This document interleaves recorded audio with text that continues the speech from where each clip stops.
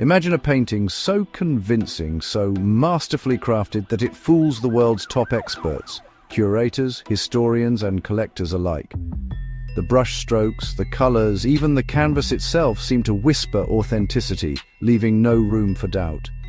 This masterpiece is paraded through prestigious auction houses and sells for millions, its value skyrocketing with every nod of approval, only to be revealed in a stunning twist as a fraud.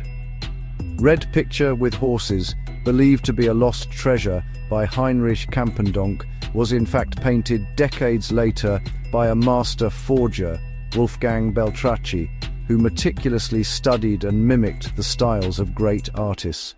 This single forgery didn't just fool a few, it exposed one of the most audacious and elaborate art scams in history, shaking the very foundations of the global art market and sending shockwaves through galleries and auction houses everywhere. For nearly 40 years, Wolfgang and his wife Helene Beltracchi injected hundreds of counterfeit paintings into galleries, private collections, and museums worldwide, leaving a trail of deception that spanned continents and generations.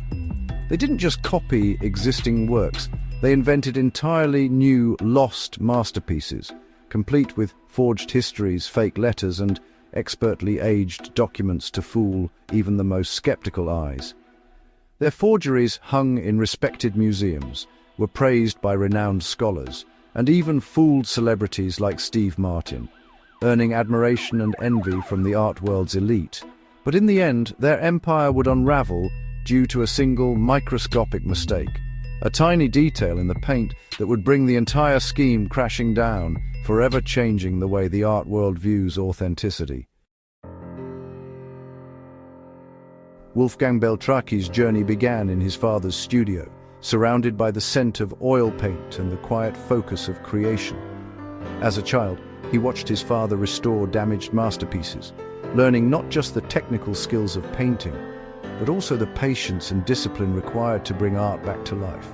From an early age, he absorbed the techniques of the old masters, carefully observing every brush stroke and color choice. He practiced tirelessly, determined to master the secrets of the great artists who came before him.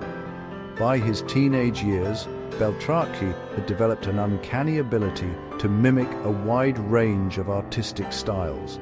He even claimed to have improved on a Picasso at just 14, astonishing those around him with his confidence and skill. While his father focused on restoring the past, Wolfgang saw a different path, one where imitation could become innovation. He realized that by perfectly capturing another artist's essence, he could create something new that felt authentic. Driven by curiosity, he immersed himself in art history, traveling across Europe to study the lives, techniques, and philosophies of the world's greatest painters. Museums and galleries became his classrooms, and every painting was a lesson. For Beltracchi, forgery was never just about copying brushwork. It was about channeling the spirit and vision of the artist, understanding their mindset and recreating the emotional depth behind each piece. He came to see the art market as a world driven by greed, hype, and the allure of a good story. To him, the true value of a painting was often determined more by its backstory than by the artist's actual skill. Each successful forgery felt like a personal triumph, a clever victory over a system he believed was deeply flawed and corrupt. The thrill of outsmarting experts and collectors became part of his motivation. With his rare blend of technical mastery, deep psychological insight, and fearless ambition, Wolfgang Beltracchi became the perfect forger, an artist ready to deceive the world and challenge the very foundations of the art establishment. The scheme reached new heights when Wolfgang met Helene in 1992. Helene wasn't an artist, but her poise and storytelling made their forgeries irresistible. She invented a backstory. The paintings were inherited from her grandfather, who'd bought them from a legendary dealer before Bewituned. To sell the lie, they staged fake vintage photos. Helene in period dress, posing with the family collection. These photos, along with forged documents, convinced experts and auction houses. The Jäger's collection became a brand, making their paintings even more desirable. Helene's performance and Wolfgang's artistry opened doors to the world's most exclusive galleries.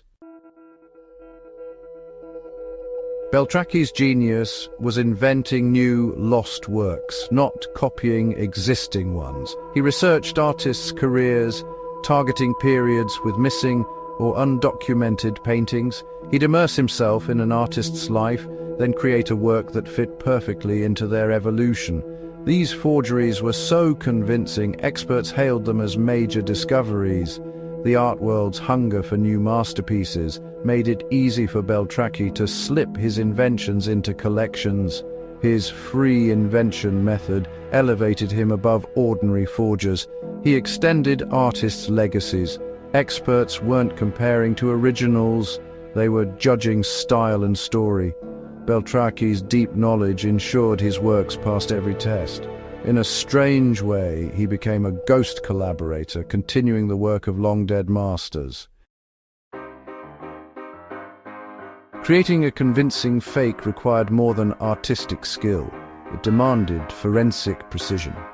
Beltracchi sourced old canvases from flea markets, scraping off original paintings to reuse authentic materials. He mixed his own paints from period-appropriate pigments, matching the chemistry of the era. Even dust from antique furniture was sprinkled on wet paint to simulate age. Frames, labels, and exhibition stickers were faked and aged with coffee or tea. He built a special oven to crackle the paint, then rubbed in dirt for authenticity.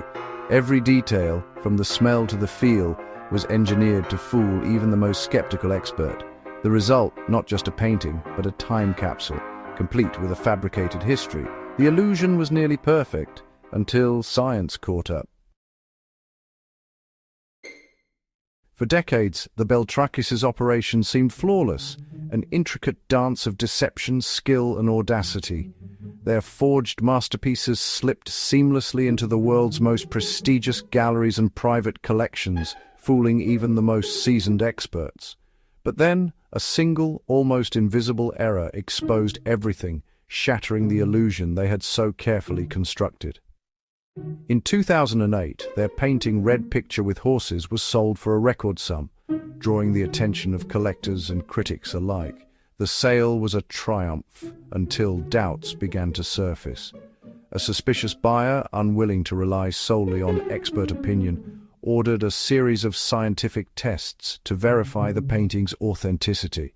Dr. Nicholas Eastor, a renowned forensic scientist, carefully analyzed a minuscule sample of white paint from the canvas, searching for clues invisible to the naked eye.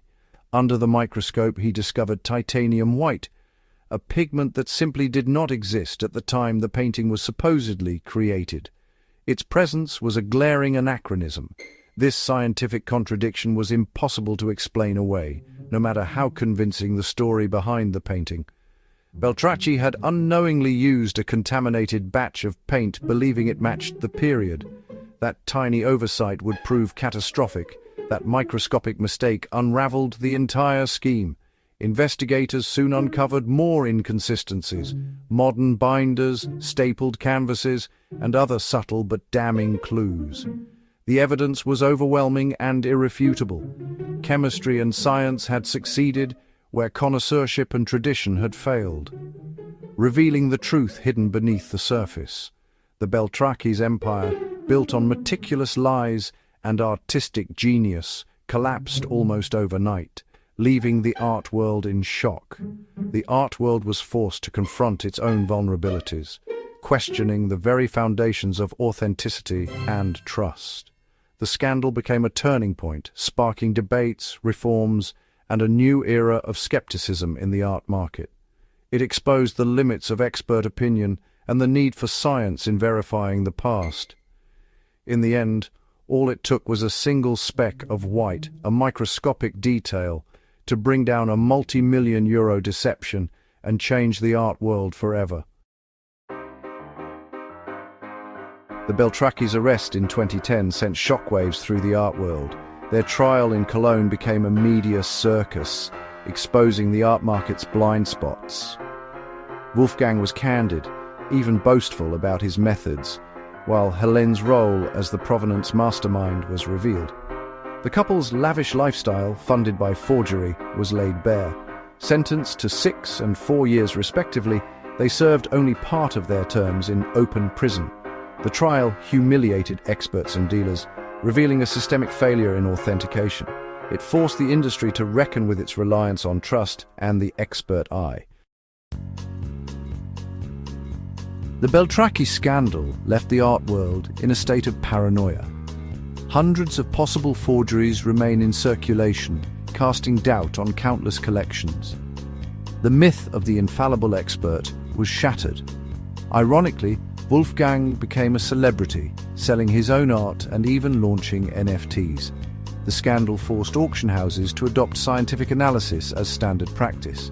Yet the story raises a deeper question: does knowing a painting is fake erase its beauty? Beltracchi's legacy is a permanent question mark, reminding us that value is often about story, not just skill. The Beltracchi saga is more than a crime. It's a lesson in belief, desire, and deception. Experts, collectors, and the market all wanted to believe in lost masterpieces. Beltracchi simply gave them what they craved. His forgeries exposed the art world's vanities and the eternal cat-and-mouse game between forger and authenticator. As science advances, so do the forger's tricks. The affair is a cautionary tale: always question the story and never let excitement override skepticism. Beltracchi's fakes corrupted the historical record, creating confusion that will last for decades. Yet his story invites us to be more curious and vigilant, to protect the integrity of art. The best defense against the next great forgery? A well-informed, questioning public.